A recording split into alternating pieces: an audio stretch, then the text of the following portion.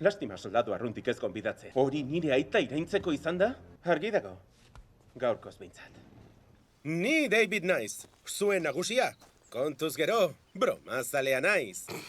Baina ingurumena zaintzeko orduan ez. Oh, bai, gertu bizi da. 100 urte beteko ditu asteburuan. Bada han giroa. Kosta egiten zitzaidan ozen irakurtzea eta... egunero irakurtzen nuen etxean. Adam edo Eva nortziren aurkesteko esaten zidan... edo zerbait ulertzen nuena.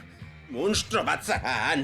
Monstro sataniko bat! Gizona kondamendirantz bideratzen gero dituena! artetik. Bueno, egia esan, ni komunian nengoen hanekin, eta gero aulkien hartetik igaro naiz oznaino etortzeko.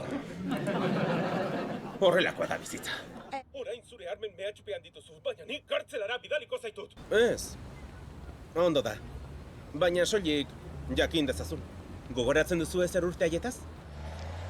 Atzo gizon bat ikusi nuen gurutze bat arrastakaz zeramala airrealdean. Eta gaur goizean neska gazte bat atzean piano bat zeramala. Labanari ahoa jartzen diogu. Zera zorroztu. Ez diogu ezer eransten. Kendu egiten diogu. Zein festa? Mila festa egin ditugu. Superripinita geunden, tio. Bai. Kristoren festa. Hurrengoan noiz. Norde montre zarazu! Norde montre naizen? Eta zu? Etzan zaitez bere ala arraioa! Jolasa iruditzen, hau ez da txantxa! Nola nahi ere, etxean zelatan egonda konturatu garenez, Zuria Elizaldek, Joana Elizalderen 8 urteko alabak, erdi-zerdi betetzen du Pierre Delancrek sorginei buruz eginiko definizioa. Aizak, Justin Bieber! Eseri, ez zaizu nire lana gustatzen? Comic Sans, ala Times New Roman. Bazterrak txukuntzera gatoz. Zer da?